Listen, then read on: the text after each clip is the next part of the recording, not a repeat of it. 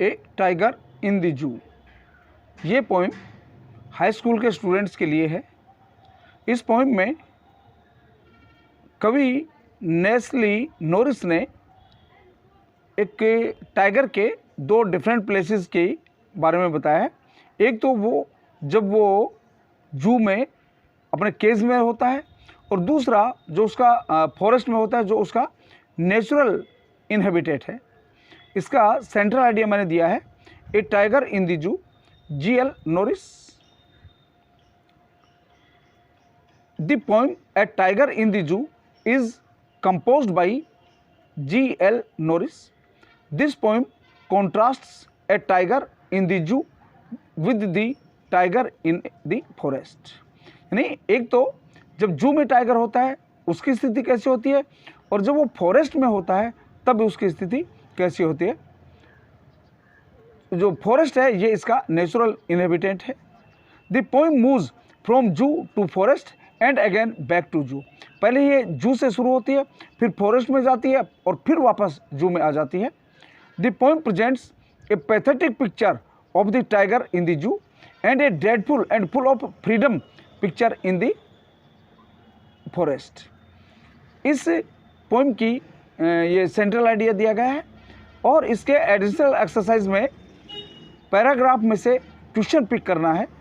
पहला पैराग्राफ है ही stocks quite raise. ये पहला स्टेंजा है। इस स्टेंजा में पहला क्वेश्चन है who is he in the first line. इसके 4 विकल्प दिए गए हैं। पहला विकल्प है द पोइट, दूसरा द टाइगर, तीसरा द मैन, चौथा नन ऑफ दीज। दूसरा क्वेश्चन है the name of the poem is. अब पोइम का नाम, ये 4 पोइम्स के विकल्प दिए गए हैं। Animals, the trees, A tiger in the zoo, और चौथा है अमांडा। इन चारों क्वेश्चंस, चारों ऑप्शंस में से एक ऑप्शन सही है जिसको आपको पिक करना है। इसी तरह से दूसरे स्टेंजा के क्वेश्चंस दिए गए हैं, और तीसरे स्टेंजा के भी, चौथे स्टेंजा के, और पांचों स्टेंजा। पांचों स्टेंजाज के क्वेश्चंस दिए गए हैं। बच्चों, पोइट्री में जो आपका पेपर में से जो आएगा, ये जो स्टेंजा दिए गए हैं उनके क्वेश्चंस आएंगे। एक स्टेंजा दिया गया होगा और उसके 2 क्वेश्चंस दिए गए होंगे जिनमें विकल्प दिए गए होंगे। उन चारों विकल्प में से जो सही विकल्प है वो विकल्प आपको पिक करना है। और ये जो स्टेंजा से क्वेश्चन छांटने वाले जो पार्ट आएगा, ये आपका जो पहला पोर्शन है, मल्टीपल चॉइस क्वेश्चन वाला पोर्शन है, उसी में से आएगा।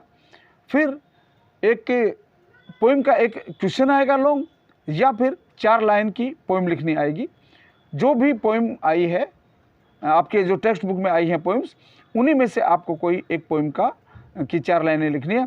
पर वो पैराग्राफ में वो जो स्टेंजा है वो कहाँ पर नहीं होना चाहिए, पेपर में नहीं दिया गया होना चाहिए।